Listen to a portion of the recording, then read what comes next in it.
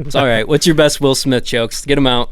What do you got? Yeah, you've seen them all. They're all everywhere. It's pretty played out at this point. Oh, yeah. I did find it interesting the Academy came out and said that they asked him to leave and he refused, which is kind of a important detail.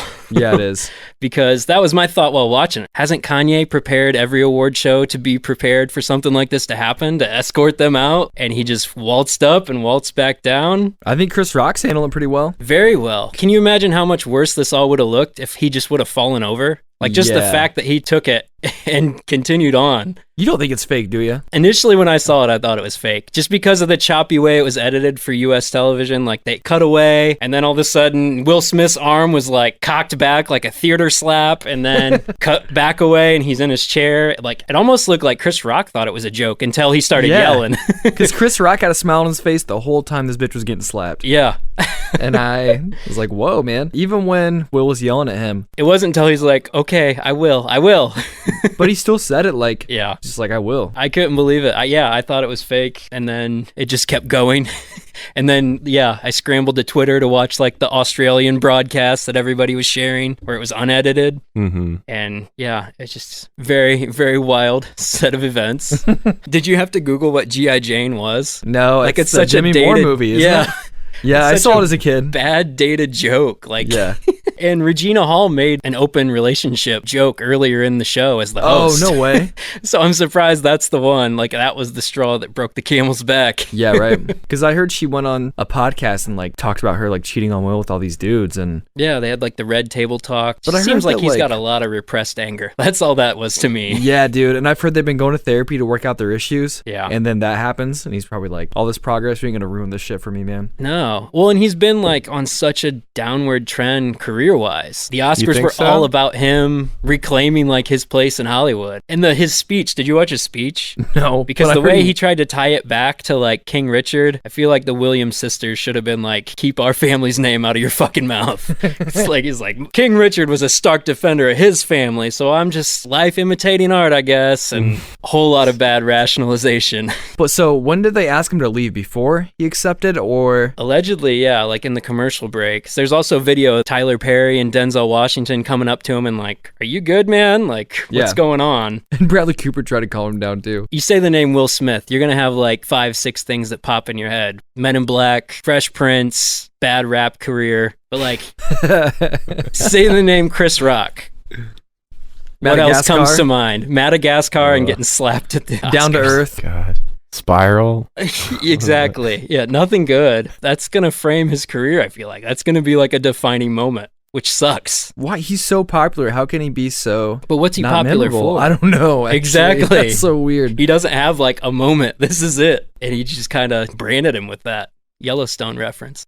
Yeah. He can never leave the Oscars now. Well, I think next year when the Oscars roll around, people are going to be tuning fucking in. Who the fuck are they going to get to host? Nobody's going to want to do that. Ricky Gervais isn't coming back to roast anybody after that. After the atheist joke he made. Jared Leto. Are they just going to make like Jared Leto. Jason Momoa and Dave Bautista hand out every award? What if they asked Will Smith to host the Oscars? Do you think he'd feel bad enough to do it? He's such an attention whore. He probably would do it. I don't know. They're talking about like kicking him out of the Academy, whatever the fuck that means. What does that mean? I don't know. You can't vote on things, I guess. I don't know. So who chooses these awards? I've never understood. For the Oscars, it's like almost like 9,000-10,000 people, industry professionals, whether it's like editors, directors, actors. It's a huge board. So it's probably a lot of politics. I mean, it is, but it's a lot less easy to sway than like the Golden Globes, which is literally like 80 journalists. Like we had more people vote on our fucking March Madness bracket than decide the Golden Globes. Damn, that's kind of impressive. No, that's a stat we it's should all share. sad. More people in our bracket than what you just said. But like they can't take his Oscar, right? Like if they were going to do that, they had time to alter the course and just say, hey, Cumberbatch, will you come take this? Anybody else could have went up there and got it. Dude, he is one of my favorite actors. Oh yeah, he's great. I fucking love him so much. Everything he does is so good. Oh, you mean Cumberbatch? I thought you meant Will Smith. Oh, no. Yeah. Because I love Will Smith as an actor, too. He's good. Growing Well, up as a kid, he was like definitely a big deal for me. He was definitely someone I looked up to. I think he had this like longest string in Hollywood of consecutive #1 movies. Mhm. I Am Legend, I, Robot. Well, that's even kind of like later than what I'm talking Yeah. about. The 90s And there was run. like Wild West, Day. Independence Day, yeah. Men in Black. Bad Boys 2 is a classic. I was at a good age for that run of movies. He's actually a super good actor. I think he just has that LeBron quality where it feels like he just so desperately wants to be the dude. Uh-huh. And for a while he was. And like adjusting to not being that in such a public forum has to be really fucking hard. But that doesn't mean you get to slap people when they make fun of you. Yeah, that's true. I saw Judd Apatow tweeted, "You could have killed him after it happened." Judd Apatow needs to shut up, dude. You could have killed him. That was my favorite response. Stephen A was weighing in hard. Yeah, Stephen A said like Chris Rock's boys should have been backstage, and all I could imagine was like Adam Sandler and Kevin James. You don't fuck with the Happy Madison fam. With like dodgeballs. David Spade. Exactly. Rob Schneider. God. Rob Schneider. Look. Steve Buscemi, maybe? That would have been a good one. He's tangential. He's in there. He's canon. Have you ever been like mad enough as a grown adult to assault someone? Has that ever even like... Will Smith's 53. I think that's the other thing. Like he keeps putting out there like, you know, I'm a work in progress. That's still quite the... It took some effort. Quite the action to take. I don't think I've ever gotten that mad at somebody. Yeah. I don't know. Probably not. I kissed a guy once. Yeah, I was there. that party? Yeah. Yeah, because he's de-escalated quickly. Yeah, it did. Cut the tension. He was asserting his male dominance all over this place and didn't like us because he didn't know who we were. Ryan started mocking him. He's like staring at us, and Ryan stared at him the exact same way. Then they got in this weird, awkward staring match, and Ryan Felt like forever, but it was probably like 80 seconds of just dead silence staring at some person I don't know. And then Ryan just went up to him and kissed him, and the guy was like, "What the fuck?" That was the end. You definitely de-escalated it. Yeah. It's like, who the fuck are these people? That's a better way to handle those situations. I can't believe you actually... I forgot about that. I can't believe I did either. I had a lot of unearned confidence in my 20s. No, whatever. You made everybody laugh. You made everybody's night except his, probably. Yeah, I think I saw him later, and he was like murmuring under his breath. So maybe it didn't de-escalate. I just took the dominance back. Not so tough after all, are you? Right? Will Smith could have just made a good spiral joke and called it a day. I felt like I kind of saw a glimmer of Chris Rock, like, I gave you the easy shit. Like, do you really want me to go there? Like, you got off light with a G.I. Jane joke. If that's how you're going to react, like... It was a pretty shitty joke. Yeah, it's not a good joke. Yeah. So, what does she have? She has something that causes hair loss, right? Alopecia. But yeah, people have already dug up footage of Will Smith making fun of, who was that? Arsenio Hall had like a band leader with alopecia back in the day, and he was making bald jokes at him. No. Yeah. So I don't even say this to make it seem like it makes it less severe, but it's not life-threatening, is it? Like, no, I don't believe so, no. It's just... It just causes hair loss. Yeah. Yeah. Because I think it would have been one thing if it's like, if she was going through chemo or some shit, Yeah. that would have been like a lot different and a lot worse. Not to say that it wasn't insensitive, but... I mean, medical stuff's always, yeah. Especially like at like an event like that where everyone's trying to look good and Yeah. you're in this like room full of people dressed real nice and stuff, and someone's just like making fun of the way you look. Yeah. Like, that's dumb. It seems like, yeah, he's definitely dealing with some issues and like wanting to be America's family man and all the stuff about the open marriage, and it seems like the more vulnerability and detail he adds to it, it's just the more ammunition it gives everyone, and it's just not like playing out the way he wants. They have an incredibly strange family dynamic. Yeah. And I think that's the other thing, like Will Smith has gone into detail in his own book that he put out last year about like just wanting to be like a solid family, and even Jada has come out and said like, I never wanted to be anyone's wife. And, Oh, like, no shit. his kids went out and got emancipated as soon as they were legally able to. No way. And like, yeah, so I didn't know any of that. I mean, I feel for the dude, but yeah, that's not the way to handle it. No. God, I don't even know what I'd do in that situation. Right. And yeah, it's just all on display for the public. Do you think it's weird, though, how he was laughing at first? Have you rewatched the clip? I mean, yeah, but I mean, just there, I laughed at something where I probably shouldn't have laughed at it, but I think that's just a nervous reaction, especially in public. He even kind of alluded to that in his speech where it's like, you're trained to sit there and take this stuff with a smile and not react. And he was like, I'm not going to do that anymore, which would have been fine if he said that and didn't. Are you surprised he slapped him instead of punched him, though? A little bit. Because, like, I've never seen just a grown man go up to another man and, like, just slap him and leave. Yeah, I definitely thought it was like a bit like, oh, he's going to go fake punch him. Cheesy, but whatever. But he real slapped him? It's another bad Twitter joke I saw. Will Smith hit him with an open hand because paper beats rock. So he said it was bad. It is bad. I mean, it's not G.I. Jane too bad, but it's bad. Oh my God. But yeah, the awards themselves sucked. We reviewed 100 movies for this Year in Tears thing we did in January, and I didn't make it more than 40 minutes into Coda before I was just like, I don't like this movie. I can't believe that won Best Picture. That was bad. Did you watch? You've seen all of Coda, or did you stop after that? I 40 stopped. minutes? Like, I was deep, and I got enough middle tier stuff. I'm not gonna like this movie any more than I already do. We were talking a little bit offline before. It's the first streaming service movie to win, so it's kind of weird to see Apple win that arms race, especially like the episode after we all talked about, is anybody watching Apple? Yeah. Yeah, Netflix has just been dumping money into trying to get this for a long time. And Amazon too. They had a couple, I mean, they had the Ricardo's movie this year, which wasn't very good, but it's very clearly trying to be an Oscar movie. And they got some acting nominations for that one, I think. Somehow. I don't...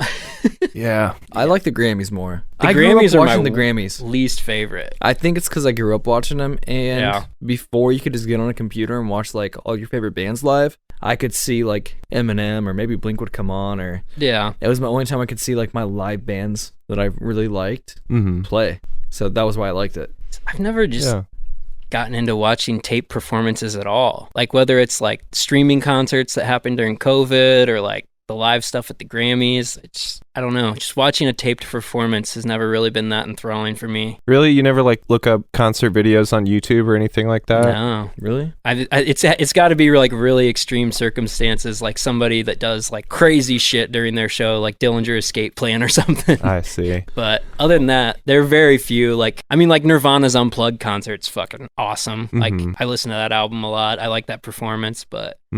There are very few for me. Yeah, the Grammys is probably like the one I put the least stock in anyways. It was only because of the live performances as a kid. And Eminem was big back then. I really liked him. Yeah. Watching him get on stage and win like 3 Grammys was super sick. Yeah. And then perform like once or twice. Yeah, but anymore, I don't give a shit. Well, and like, do you really need to watch a 4-hour ceremony when you can just Google who won the next morning? I mean, that's that's the other thing. Yeah, that's changed a lot, huh? Award shows in general, do you find yourself caring about any of them? No. Do you think they could fix the Oscars? Because that was the conversation going into this. Like, how do we make this event more palatable and more... They just did. Just turn it into the Real House Dads of Hollywood? Like, that's...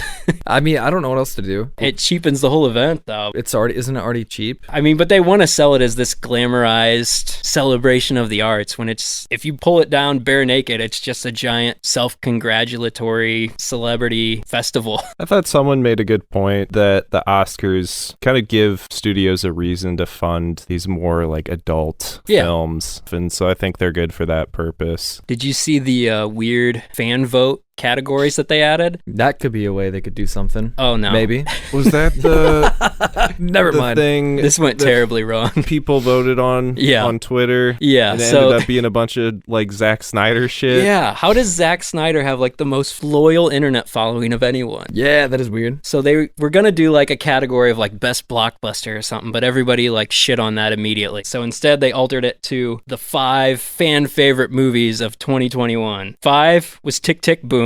4 was No Way Home. 3 was Minamata. It's a Johnny Depp movie. I didn't know if you knew Johnny Depp was still working, but he put out a movie last year about being a journalist. He's got a pretty extensive fan base. 3rd. 2nd was the Amazon Cinderella movie with Camilla Cabello, I think, was in it. And James Corden, straight to Amazon. Wait, James who? James Corden. The talk show host? Carpool Karaoke? Yeah. Oh, fuck that guy, dude. Number 1 was Army of the Dead. Best movie of the year. What's Army of the Dead? Zack Snyder's shitty zombie Vegas movie. Is it good? No. It isn't even like a top 5 Zack Snyder movie. What's the one he makes where the girls are like fighting in a... Sucker Punch? Yeah. Is it like that? I mean, it's just like a 2.5-hour video game Like just a bunch of slow motion dudes shooting zombies. That was one that I turned off halfway when we were getting ready for our end of the year stuff. The other one was the top 5 most cheer-worthy moment, which is a strange category. I don't really know what that means. And it wasn't designated to just 2021. So this is all of film, the whole history. So 5 was Neo dodging bullets in The Matrix. I don't know why you'd cheer, but okay. 4, Effie White singing And I'm Telling You I'm Not Going from Dreamgirls. Okay. 3 was the Avengers assembling to fight Thanos. Okay, hell yeah. I get that. 2 was the 3 Spider-Men teaming up in No Way Home. Yeah. What? That's sick. The number 1 most cheer-worthy moment in any movie in history was the Flash entering Speed Force in Zack Snyder's Justice League. The fuck is happening? I don't even remember that. What the fuck does that mean? Why are all of those... The top 3 are from... Oh, yeah, they're all superheroes. They're never going to stop making superhero movies now. Ever. If they see that shit, I swore in 2012, like, this is the pinnacle. We got the Avengers, we got the Dark Knight Rises. It's over. This whole bubble's going to burst. Nope. 10 years later. Not after that. Did you guys cheer when you saw any of those moments for the first time? You kind of wanted to clap at Avengers. I remember that. I didn't clap out loud, but I was like, yeah, this is sick. For me, it's the only time I remember clapping is like I've never clapped. When you used to see the Lucas logo around like the prequels era, we'd all be like, oh yeah, so cool. Just like a confident murmur, not really a cheer. Oh, yeah. Yeah. I clapped at the end of The Dark Knight, but like the whole theater did. It was like showing night. Yeah. And everyone knew it was the last in the trilogy, so everyone like clapped. I gasped when Marion Cotillard stabbed Christian Bale. I didn't see that coming. It was like dead silent. She got him. Who is that? What? What is she doing? That's a good twist. It got me. Yeah, that's the only time I've clapped. At the end of that movie. And like if I'm watching a movie at home, I ain't gonna clap. That just feels weird. Yeah, that would be very strange. Yeah. I think I maybe like if I was really like thought something was funny, I might have done like the like single clap laugh. Clap my legs sometimes. Yeah. Yep. It's not really a cheer though. No. Oh, it was cheerworthy moment? Yeah, not clapworthy That's moment. True, yeah. I've No never applause. cheered out loud either. That's even weirder. Woo! So were those it for the fan votes? Yeah, those were the 2 categories That's they added. it? Yeah. Pretty awful, huh? They're really bad. I can't imagine those come back. And they also have like I think 23 categories total, and they voted to put 8 of them before the awards even happen, so they're not televised. So like Hans Zimmer won for best score, but it was taped before the event. So what score? Dune. Dude, it was so fucking good. Yeah. Well, I was gonna say I heard Dune it was a cleaned bunch up. of but it was all before the show. Yeah, I love Dune. It was strange. So there was so much backlash that they cut it out for the live taping that they weirdly like hypercut it and put it like before and like right as the commercial breaks were coming. So like we were watching like how the fuck did these guys get on stage so quick? It's because they edited everything so quick. Right. It was very awkward. You're only handing out 20 awards in 3 hours. Like if you've been to a high school graduation, just go. Come on. Just, like, bang these things out. We don't need to watch a trailer for every Best Picture nominee, or this might be a controversial take, but I don't think we need to do in memoriam segment. Like, the only thing anyone ever takes away from that is, well, nobody showed a picture of Norm Macdonald. This person got more time than that person. And it's like, we react to these tragedies so much faster now with the internet. Like, do we really need a highlight reel of all of them that happened the last year? Who'd they do it for? They try and do it for everybody, but they always miss somebody. Like Betty White got her own segment, of course, because that was a big one. She was still alive. Seriously? Yeah, I've heard she was dead like 10 times, and none of the times it was ever true. No, she died like a week before her 100th birthday. You really didn't know that? Again, I've heard that she died so many times that it was fake. No. That I didn't believe it this time, probably. She really died. That sucks. Was there anything that won that like you were excited about or that you thought deserved it? I mean, it was cool that Dune cleaned up in all the technical categories. Ariana DeBose won for Best Supporting Actress for West Side Story. That was really cool. Yeah. And like that perfectly encapsulated the whole inclusion message they were trying to go for with this show, being the first queer person of color to win Supporting Actress. That was a big moment. She had a great speech. But yeah, nobody gives a shit about that anymore. The whole thing is overshadowed with Will Smith talk. That sucks. Yeah. So he almost like took the spotlight away from some shit that actually mattered. Well, exactly. Which is kind of a bummer. I mean, Questlove made his directorial debut with his documentary that got awarded seconds after that, and nobody's talking about that. So what's next? Music, R.I.P. Taylor Hawkins. Dude. That sucks. How have we not talked about that yet? Yeah, right. Well, I thought he was sober. I don't know. I don't think they've come to anything conclusive, but that seems to be what everything's pointing towards. In the documentary, they didn't really talk about any like drug abuse from anybody, did they? I don't know. I didn't see the documentary. I thought you watched it. I watched Studio 666. That's that wasn't really what I'm thinking of. Factual account of events. Never mind. I watched their documentary on how they recorded that whole album like in Dave's garage. Oh yeah. That one was good. Was that Walking Light or Waking Light? Yeah, that's it. That's the one. That's a song on it, but I don't know the name of the album. Learning to walk again. Yeah. That one's on there. That was a good album. He still had Butch Vig produce it though, so it's like, okay. And Butch just flew a bunch of fucking really awesome like outboard gear and shit in, and they just put it in Dave's garage. So that name just makes my skin crawl. Butch Vig? Yeah. Against Me, made Green Day worse. Yeah. White Crosses and New Wave out of Against Me. Takes an evil man to do that. Dude, Green Day had Rob Cavallo produce like all their shit, even American Idiot, and they were like, we're gonna have Butch Vig do everything from now on. It just got worse. Wasting Light is what it's called. So he did White Crosses and New Wave, yeah. But New Wave was good. It was okay. Probably their second worst album after White Crosses. Damn, really? I would say so. Second worst? Yeah. Which one had I Was a Teenage Anarchist? White Crosses. That's it. That's what signifies it as being the worst. Dude, I don't even... Also the fact that that's one of the better songs on the record. I hated that song at first, and now I kind of like it. Do you think the Foo Fighters are done? Do you think they go on? After watching that documentary that I watched, Dave has replaced so many people in that band. I don't think they'll be done. But I feel like Dave is closest to him out of anybody. Yeah, he had some pretty moving quotes in his book, and it's got to be gut-wrenching to go through that kind of thing in the public eye twice. Oh, fuck yeah, you're right. They put out a EP's worth of music from Studio 66 called Dream Widow. Yeah? It's actually kind of sick. Is it like a check it out. Spoof? It's like a weird like Dave Grohl becomes cursed after like finding these evil haunted recordings in this house that they're in, and it makes him write this crazy 10-minute metal song. I think it's called Dream Widow. That sounds pretty cool. It's fucking tight. Yeah, I think that came up on my Spotify. Does Spotify recommend you good stuff, Max? Yeah.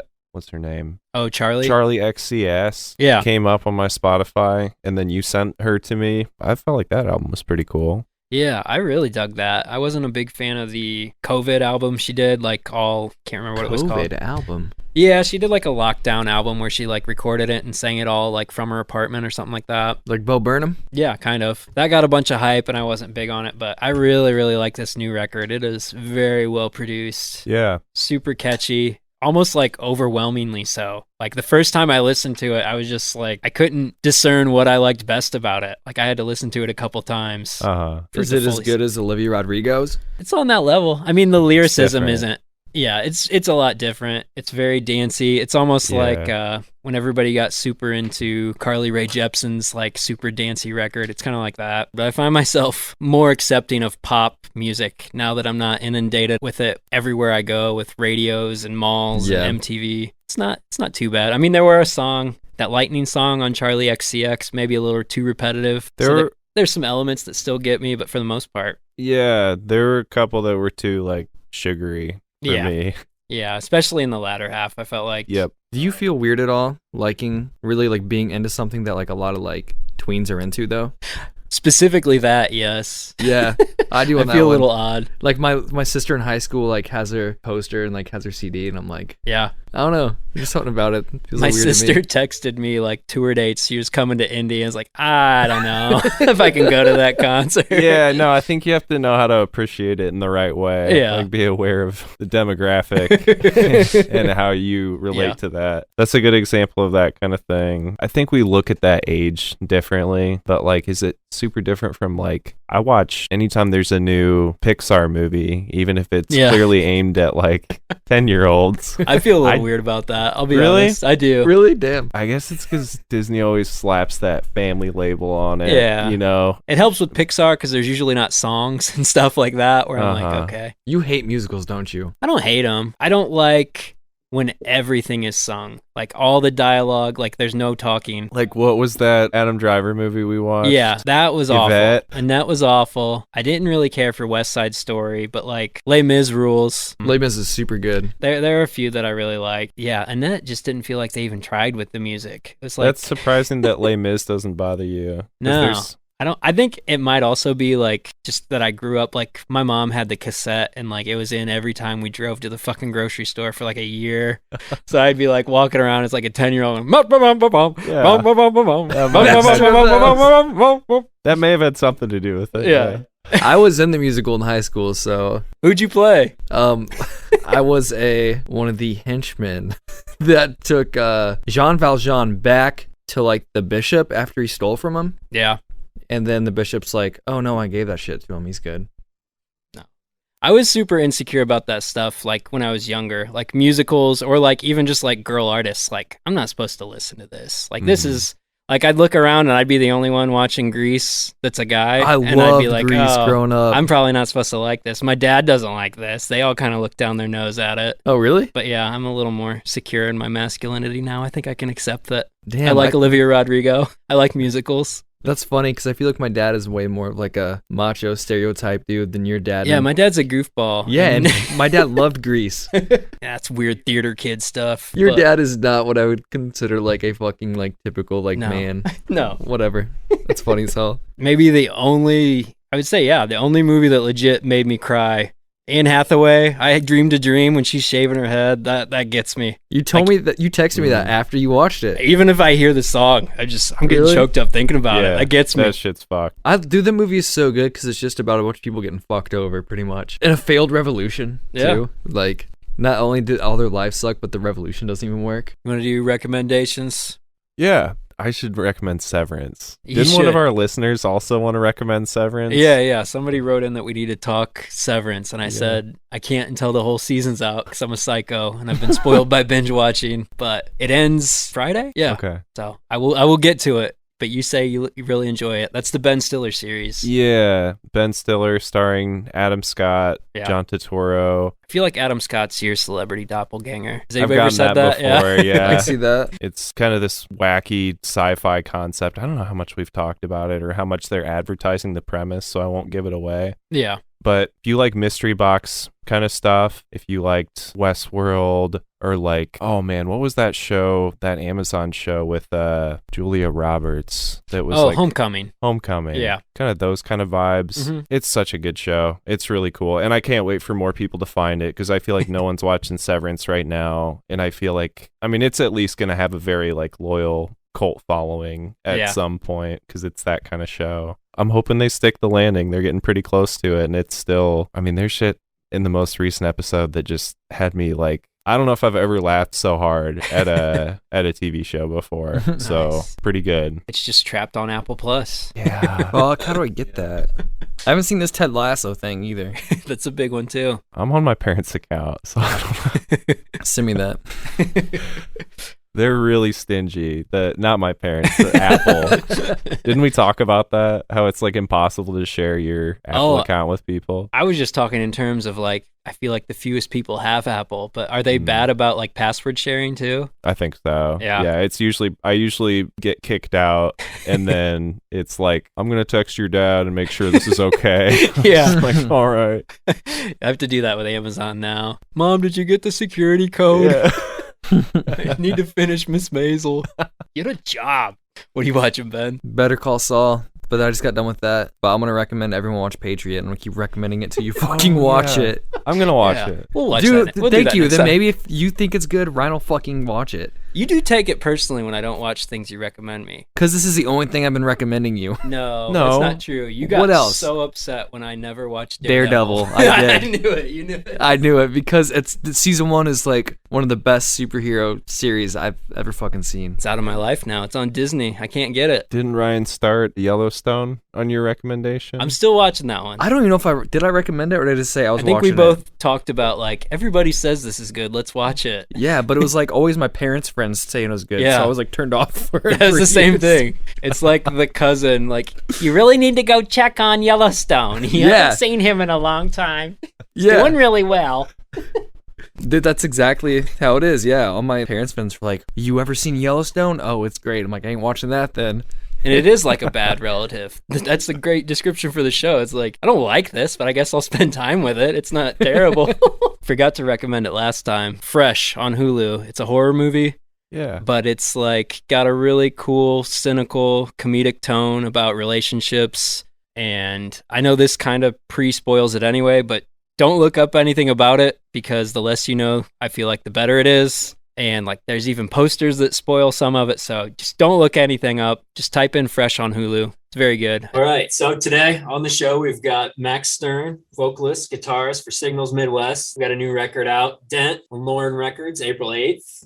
Welcome to the show. Thanks for joining us. Thanks for having me. And where are you located? I'm in Philly. I'm trying to place your accent, but I can't. Fort Wayne, Indiana. Oh, okay. Trying to think. I played some like soup kitchen there Yep. in like 2013, 2014. CS3, Calvin Yeah. Soup Spirits. Yep. Totally. Is that place still around? It is. It's called Welch's Ale House now. Cool. I mean, I had a good time there. It was fun. Yeah. It was a good tour. I think I remember like a disco ball or something went off during your set. That was pretty great. Yes, that is absolutely what happened. So this is your guys' 5th album. Yeah. Have you guys changed how you put together songs, how you put together albums? I think just out of necessity that sort of happened. And then also because we just got older and started listening to different kinds of music and looking at songs differently. I think that when we were like 18 and starting the band, it was 14 years ago in 2008, then we just play fast, throw a bunch of ideas in. And we didn't really like edit. It was just sort of like whatever we came up with at practice when we wrote the song was the song. We didn't really go back to it and be like, could we improve upon this? We all lived within like a mile of each other. And now the band is spread out,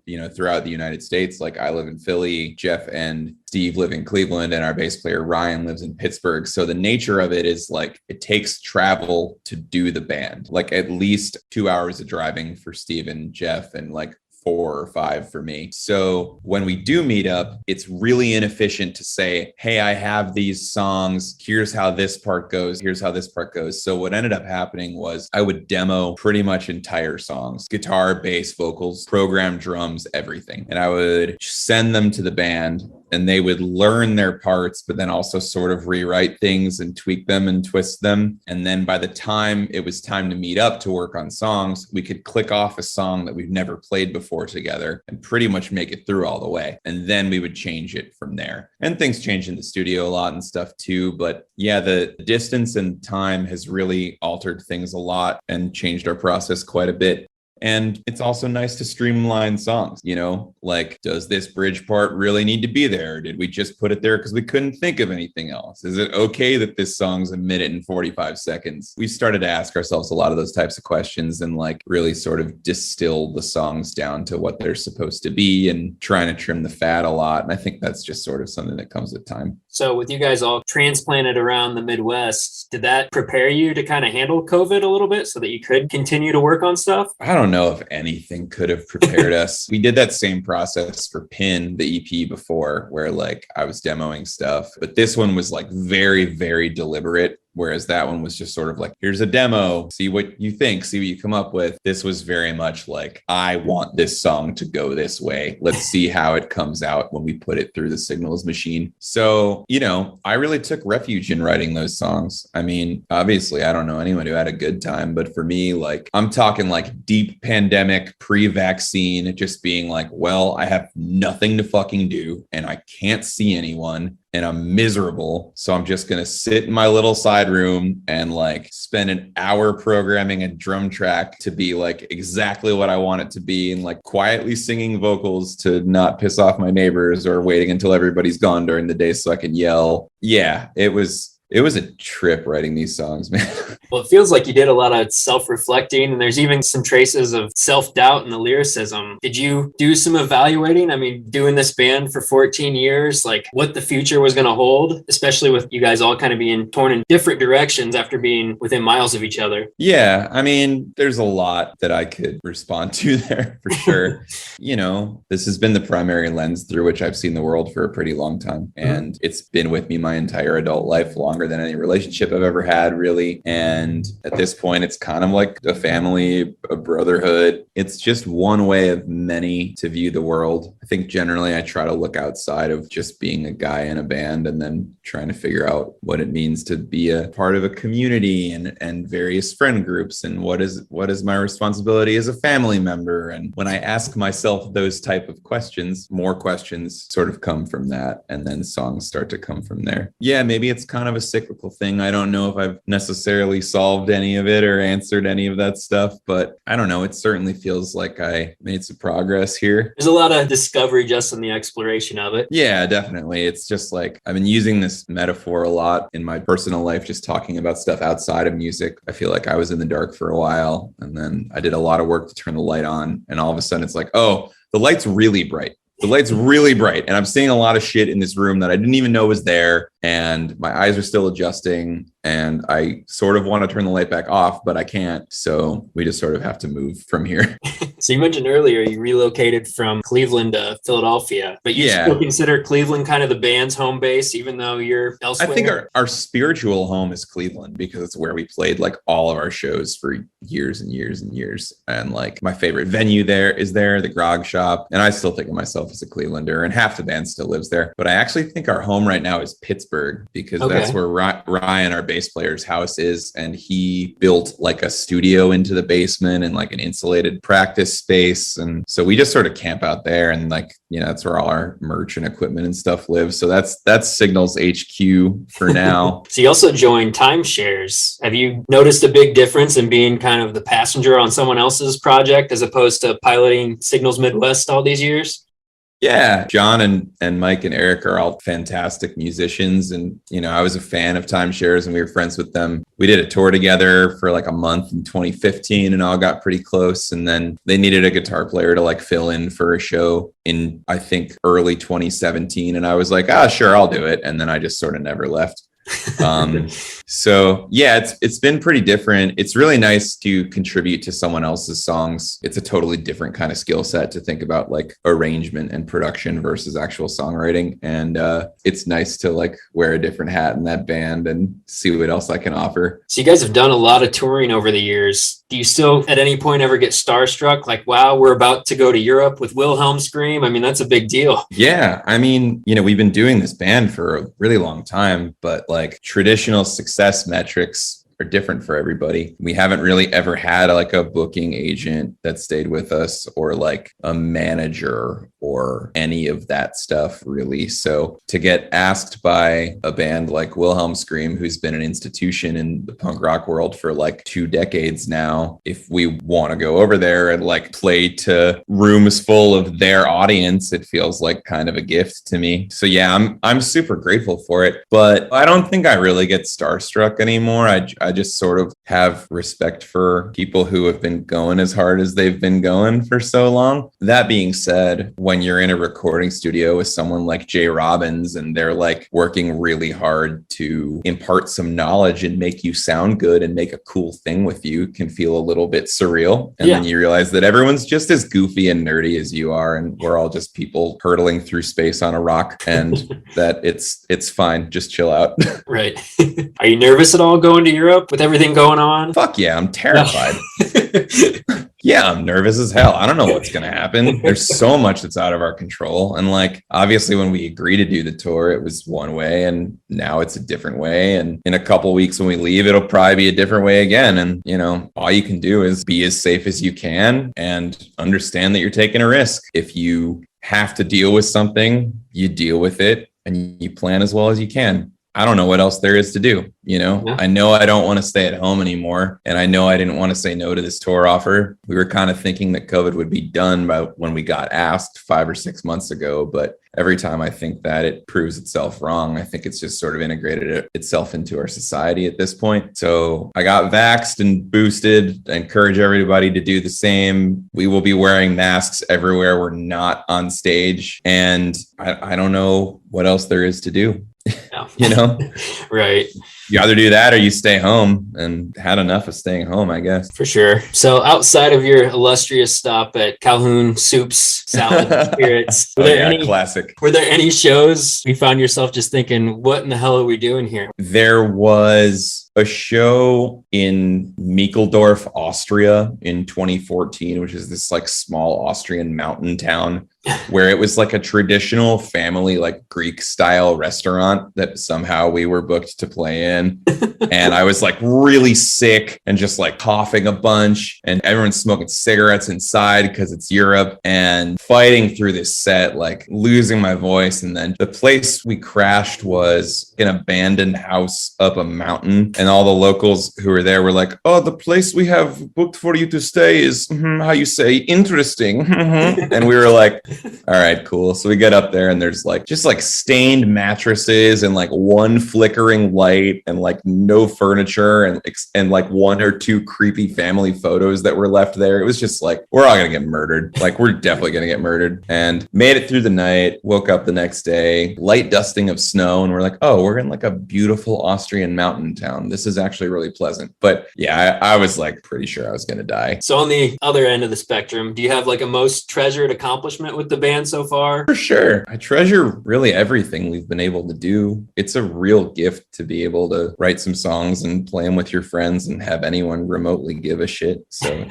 but there are like particularly surreal moments too, being on a beach in Australia and then like playing to a full room in like Melbourne that night, thinking like, wow, I can't believe we actually made it here. This is so cool. And like, we lost so much money on that tour, but it doesn't matter because we went there and we played, and it was a beautiful experience.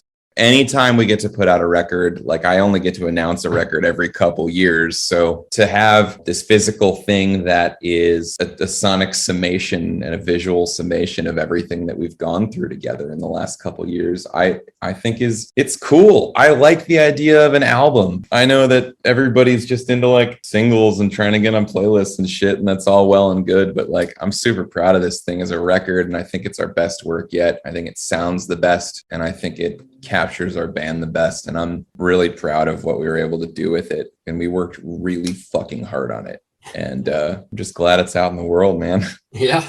So creatively, do you get more fulfillment from putting together a record, playing shows? Like, what fills your special meter the fullest?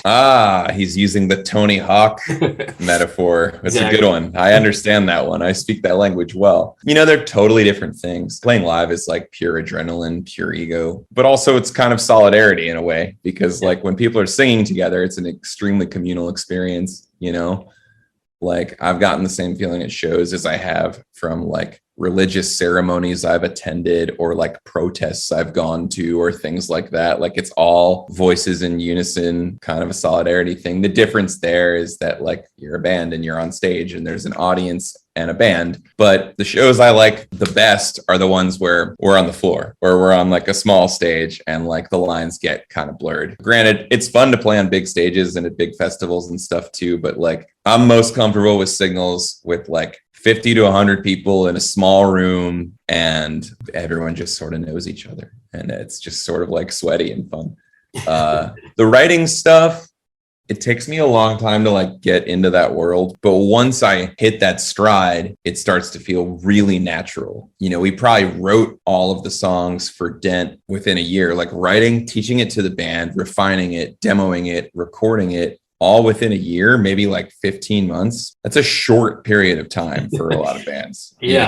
From like conceptualization to like hearing a master, like that's crazy. Like the first song I wrote was I Used to Draw, and I think I wrote that in like December 2019. And actually the way I've been working is we've booked studio time like 6 or 7 months ahead of time. And then it gives me like a deadline to write towards, and it gives the band something to sort of like work towards. Because arriving at a bunch of songs and then being like, oh, let's book studio time, the place we like isn't available for another 4 months. It sort of allows us to get our ducks in a row a little bit and then like keep momentum going versus writing a bunch of songs, getting familiar with them, and then having to wait another 6 months or whatever to like actually get in the studio. I like getting shit done. I don't like lingering on things. I don't like waiting to give mix notes or whatever. I don't like waiting to give feedback on artwork or anything like that. Like, I try to be really executionally minded about it all. And I think it's why I've been able to release so much music and get so much done, is because when something needs my input, I give it and I push things along. And I can definitely be a little bit impatient, but I've had to learn to pace myself and be like, okay, well, you just wrote this whole fucking email right now.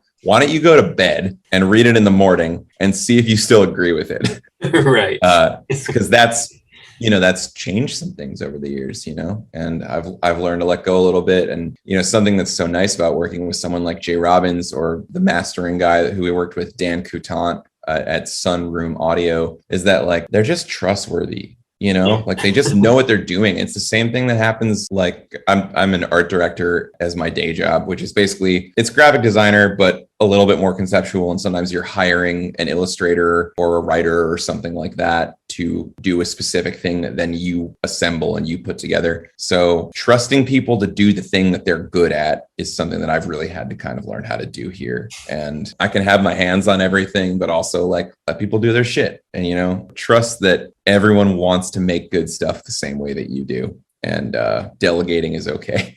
Yeah. For sure. So you said your desk job to an art director, being constantly tasked to come up with creative ideas, I guess. Do you ever feel tapped out? Like how do you reset if you're just like, I don't want to think that way for a little bit. I just need to unplug and unwind. I don't know. I'm really trying to figure that out. Yeah. I can say that exercise has been good for me. Running, riding my bike, skateboarding, therapy has been good. I like watching skate videos and movies and listening to podcasts and shit. But now I'm just naming things I like. How do I unwind or decompress from that stuff? I don't know. I'm learning how. I don't really know how to do it yet. I think that I'm kind of constantly switched on and constantly making stuff and thinking about the next project, and generally pretty bad at relaxing. I'm working on it, but it turns out that smoking weed into oblivion wasn't good for me. So that's I've had to try other things. Yeah. Do you ever have trouble getting the wheels moving on the next project where you need to find something to kind of motivate you or something to recharge your batteries a little bit? It just sort of happens when it happens. Like I didn't think that Signals was going to make another full length. I wasn't sure if we were ever going to do it. We're pretty spread out, and the logistics of being a band with 4 people who have to work full time and live in different cities is really hard. And there have been times where I've wanted to cry or bang my head against the wall just for how difficult or expensive or logistically challenging it can be. But then, you get together and you play and you remember how good it feels. So there's always some spark somewhere. It's just that you can't really force it. And I really think I rode a pretty insane wave of motivation to write the record. And we rode a pretty crazy wave of motivation to like flesh it out together and record it. And I'm super grateful for it. But you can't like fake that or engineer it to happen. The songs aren't good. The songs aren't good. And thankfully what we're coming up with, as I was listening back, I was like, oh, I think that this is by a pretty wide margin, like the strongest statement we've made. All right. So as ambassadors for the Midwest, who would you nominate for like a Midwest punk rock Hall of Fame? Wow. Bear vs. Shark. Oh, okay. There we go. Gotta be in there. Dillinger 4, Minneapolis, gotta be there. Lawrence Arms, for sure. Braid's gotta be in there too. That's a big one. Delay from Cleveland/Columbus, Ohio. Hugely formative band for me. And I'm just naming people I like. All of them together on one show. Let's do it. All right, so we're gonna do some rapid fire either or questions. You ready? Okay. Nacho cheese Doritos or Cool Ranch? Nacho cheese. Seinfeld or Curb Your Enthusiasm? Oh Jesus, that's fucking difficult. See, I think that like Curb has made me like laugh out loud the hardest. It's just such a high cringe factor too, which is like why the payoff is so great. But I gotta go Seinfeld. Reinventing Axl Rose or Eternal Cowboy? Cowboy. I was just having this conversation like maybe 2 hours ago. Reinventing Axl Rose is fantastic. You don't get Cowboy without Axl. But if you want to hear a band firing on all cylinders and playing like their absolute lives depended on it, it's Cowboy for sure. And also like there's so many good moments on that record, but the moment in, I think it's Slurring the Rhythms. Yeah. Where it's just like, we're never going home. And then there's that one jangly guitar bit and then the snare hit and then the band jumps back in. It's like the most perfect fucking distillation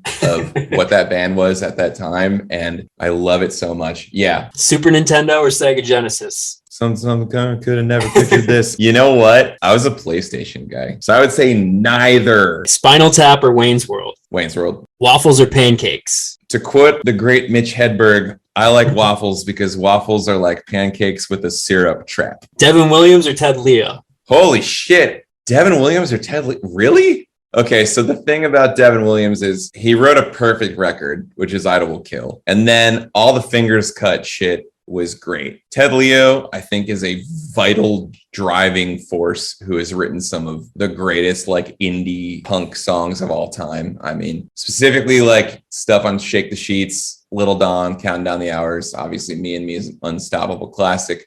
Timorous Me, Biomusicology. Those songs make me feel something different, a little bit more widescreen, a little bit more deeper in scope than the Osker stuff or the Fingers Cut stuff did. I would go Ted, but I gotta give it up for Devin too. There's some great stuff there, but I think I gotta go Ted Leo. Great question. Surprising one. Shit. Signals did an Osker cover set in like 2014 at Fest, I want to say. We just played Idol Will Kill songs. It was so much fun. So much fun. Do you think you guys will make it down to Fest this year? Yeah, we'll be back. It makes sense to go, especially with the new record and everything. And Tony and Randy have always been really good to us. And I think this will be our 10th year. Nice.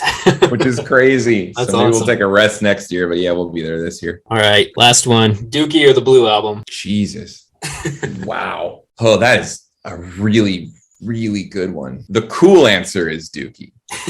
For sure. In terms of what actually influenced my life more, it's probably the Blue Album. But I look at the Blue Album and Pinkerton, and really the Blue Album in particular, because Pinkerton gets a little weird with the lyrics, although there's some undeniably great songs. The Blue Album's like a different band. You know? Yeah. Like it's just like that's Weezer, and then there's also another band also called Weezer who did Pinkerton, and then there's a third band who called Weezer who did everything else. Yeah, I learned about what harmonies were from the Blue Album, and I learned that acoustic guitar could like be a texture layer from the Blue Album, and I learned a bunch of solos and like chord progression ideas and stuff from the Blue Album. So I would have to go Blue in terms of just my own musical development. For the music world at large, I would go Dookie as more influential, but for something that's affected me more in particular, I would go Blue. All right. I know it's not a cool answer, but that's my answer. I think song for song, I think Blue maybe have it for me as well. Yeah. At least personally. Definitely. All right. Well, I guess, is there anything else you want to tell us about Dent before we get you out of here? I am really proud of it. It's a record that's totally based on an accident, and I didn't think we were going to write it. And it just sort of songs kept falling out of my head. And I was like, oh, I think these are some of my favorite ones we've ever done. And then when I listen back to it now, I don't hear like anything I would want to skip. Whereas even on prior records, I sort of knew like, okay, these songs I think are great. And then these two I think are good. But like, I feel immensely proud of this one. Other than that, I just would say thank you for having me on. And like, thank you for providing a forum for people to talk about their weird shit that they make. Because we can all clearly ramble on about it for a very long time. I'm grateful to anyone who wants to take the time to talk to me about this stuff or listen to anything I've ever done. Because like, I'm just some guy poking around on a computer over here, hoping that people like my shit. So very nice to talk to you, and thanks. Good to have you on. Thanks for making cool shit. For sure. Awesome. Have a good one, man.